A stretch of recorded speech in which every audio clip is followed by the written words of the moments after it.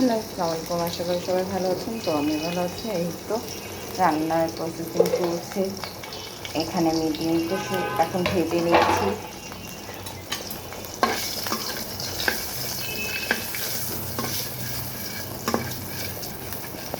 ডিমের কালারের জন্য আমি একটু হলুদ গুঁড়া আর লবণ দিয়ে আলু আর এটা কষিয়ে নিলাম সুন্দর করে। এটাতে আমি ডিমটা ছেড়ে দেবো। আর এখানে আমি ডালটাও রান্না করে নিয়েছি সুন্দর করে। এগুলো হয়ে গেছে, সকালের নাস্তা শেষ। এখনও ঘরগুলো পরিষ্কার করা হয়নি, আজকে নোংরাই আছে। এই যে সব নোংরা হয়ে আছে, বাবুটাও ঘুমিয়ে আছে। এবার আমি সবটা আস্তে আস্তে সব কাজটা করে নেব। শুধু শাশুড়ির ঘরটা একটু পরিষ্কার করে দিলাম। যেহেতু যতই রাগ করুক না কেন, মা তো মাই হয়, শাশুড়িও কি আমি যেহেতু সবাই একরকম হয় না, এটাও জানি। জানা সত্ত্বেও সব কাজটাই করতে হবে আমাদেরকে।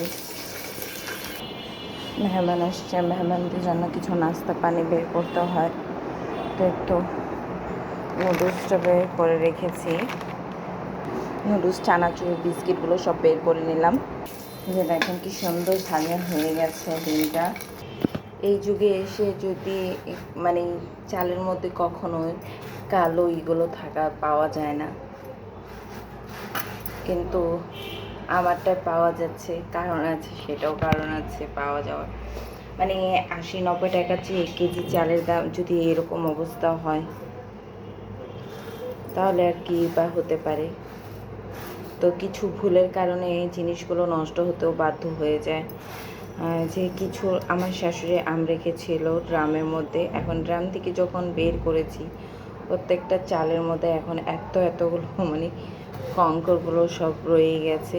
কঙ্কর নদীর চালগুলো কেমন কালচে হয়ে গেছে। আমি কিছুটা আঁশ পড়ে গেছিলো চালের মধ্যে, তো ওখান থেকেই এই যে কালোগুলো বের হচ্ছে। এখন এটা যদি পরিষ্কার না করি, তো রান্না করার পর ভাতগুলো কেমন কালচে কালচে লাগবে দেখতে। আমি একদিন ভুলে করে ফেলেছিলাম, পরে দেখতেছি যে ভাতগুলো কেমন দেখতে লাগছে।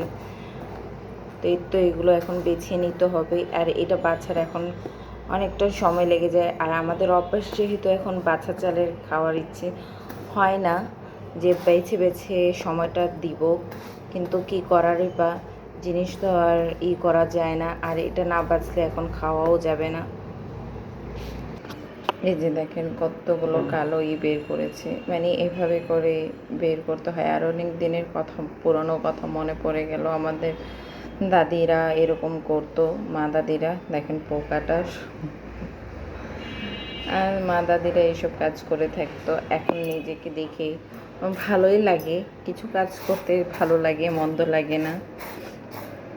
আর এখনকার সময় ফেসবুক, ইউটিউবরা বলে কাজ এভাবে করলে এভাবে করো, এভাবে ইনকাম হবে, এভাবে করলে এভাবে হবে। হ্যাঁ, আমরা কিছু নিয়ম জানি না, আর আমরা কাউকে বলতে পারি না। যে যারা প্রপারলি এইসব টাইপ নিয়ে কাজ করে থাকে, তারা হয়তো বুঝতে পারবে যে আমরা এখন সবাই সাজেশন দিতে পারি যে না, এভাবে করলে, এভাবে কাজ করলে আমরা এভাবে এগিয়ে যাব না।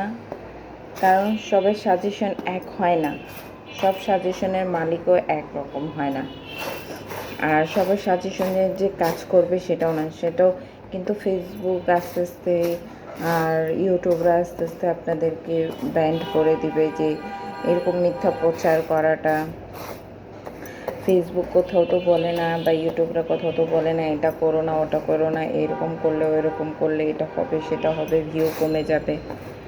হ্যাঁ, যারা বড় ফলোয়ার, যাদের মিলিয়ন মিলিয়ন ভিউ আছে, ফলোয়ার আছে, তারা হয়তো বলে, তো তাদের সাজেস্টগুলো হয়তো রাইট হতে পারে, কারণ তারা এতগুলো তো ফলোয়ার আরেকভাবে করেনি। চালটা ধুয়ে দিয়ে চালটা দিয়ে দিয়েছি, এবার রান্না করতে বসিয়ে দিলাম। ভাতটা হয়ে যাবে।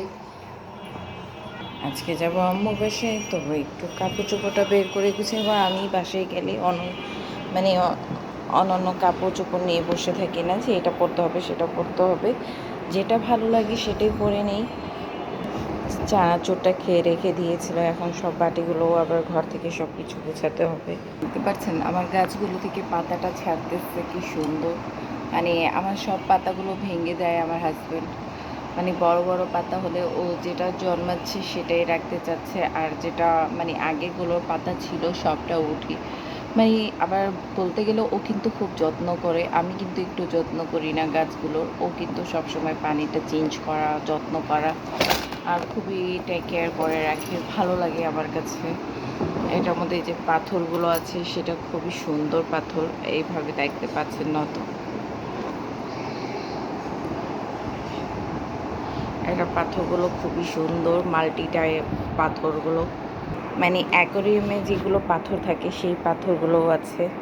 এখানে যে কাপড় চোপড় দিয়ে ভরে রাখছে, জগে এখানে সেখানে ফেলে রাখছে, যে বাটি এনে রাখছে, মানে ও এক একটা কাজ এক এক সময় করে রাখে।